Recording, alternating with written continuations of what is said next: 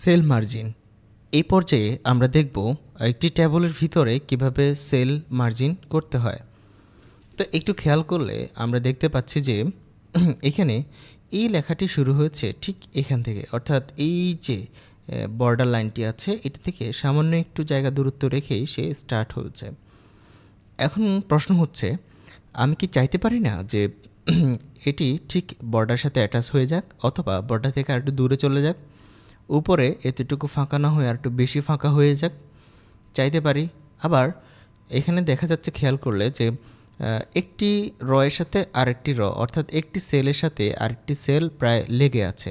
আমি কি মাঝখানে ফাঁকা করতে পারি?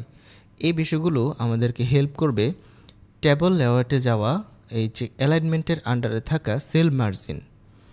সেল মার্জিনে ক্লিক করার পর আপনি দেখতে পাবেন এখানে ডিফল্ট সেল মার্জিন আছে উপরে, অর্থাৎ টপে 0 ইঞ্চি, লেফটে আছে হচ্ছে 0.8 সুতা আর কি, তা প্রায় 1 সুতার কাছাকাছি।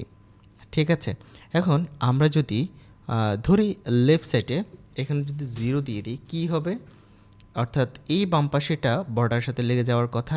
দেখি তো, দেখতেই পাচ্ছেন এটি বর্ডার সাথে প্রায় অ্যাটাচ হয়ে গেছে।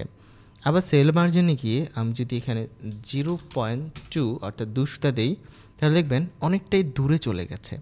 ঠিক আছে, প্রত্যেকটা সেলের মধ্যে সেম আচরণটা করতে দেখা যাচ্ছে। আবার যখন আমরা টপে ধরি 0.5 লিখলাম, তাহলে প্রত্যেকটা সেলের উপরে 1/2 ইঞ্চি করে জায়গা ফাঁকা হয়ে গেছে। এমনটা চাইতে পারি যে 2 ইঞ্চি, তাহলে দেখতে পাচ্ছেন 2 ইঞ্চি পরিমাণ জায়গা ফাঁকা করে আমাদের জন্য একটা স্পেস তৈরি হয়েছে। আবার যদি এটা না চাই তাহলে কি করতে হবে? 0 দিয়ে দিতে পারি, তাহলে পূর্বের অবস্থায় প্রায় ফিরে আসছে। ঠিক আছে, তাহলে এই বিষয়টা আমরা টপ, বটম, লেফট, রাইট এই বিষয়টি এভাবে অ্যাপ্লাই করব। তবে একটি উপকার কি হতে পারে, অনেক সময় হয় আমরা একটি ফর্ম তৈরি করি, ফর্মের একদম নিচে দেখা যায় আপনার কোনো একটা নাম থাকে এবং উপরে কোনো একটা অ্যাটাচ ফাইল আমরা ম্যানুয়ালি অ্যাড করে থাকি। তো হতে পারে একটি ছবি, পাসপোর্ট সাইজের ছবি নিচের দিকে যদি 2 ইঞ্চি হয়ে থাকে, তাহলে আমি ধরেন 2.2 এভাবে করে সাইজ নিলাম, তাহলে কি হচ্ছে এখানে একটি ছবি অ্যাটাচ করা যাবে। ঠিক আছে না? অথবা একটি হাতের টিপসই নিচে ব্যক্তির নাম থাকলো, ব্যাপারটা এরকম দাঁড়ায়।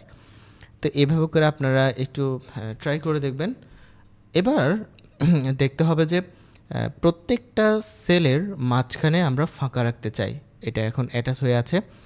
এবার সেল মার্জিনে যাওয়ার পরে আপনাকে ডিফল্ট সেল স্পেসিং এই অপশনটা একটু অ্যালাউ করে দিতে হবে। অ্যালাউ করে দেওয়ার পরে দেখা যাচ্ছে এই মুহূর্তে 0.01।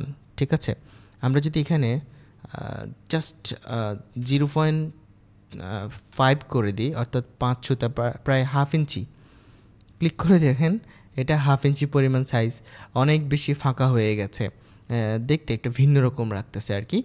তো এই ধরনের কাজগুলো আপনার বিভিন্ন সময় আপনারা করার প্রয়োজন হতে পারে। আমি যদি এটা কমিয়ে দিই, 0.2 দিয়ে দিই, তাহলে দেখতে পাচ্ছেন এটা আর একটু ক্লোজ হয়ে গেছে, একটু কাছাকাছি আসছে। তো এইভাবে করে করা যেতে পারে। 0.1 তার মানে প্রায় 1 সুতা পরিমাণ ফাঁকা। অনেক সময় বোঝাই যায় না যে এটা আসলে একটা টেবলের কাজ ছিল। ঠিক আছে, যদি আমি বর্ডারটাকে এখান থেকে কিছু সময়ের জন্য মুছে দিই, দেখা যাক এটা কেমন আচরণ করতেছে। খুবই সুন্দর একটি বিষয়, খুবই ছোট্ট একটি ট্রিক্স। এটি ব্যবহার করে আপনারা আসলে আপনাদের কাজকে অনেক বেশি প্রোডাক্টিভ করতে পারবেন। আশা করি সেল মার্জিনের এই পার্টটি আপনারা বুঝতে পেরেছেন।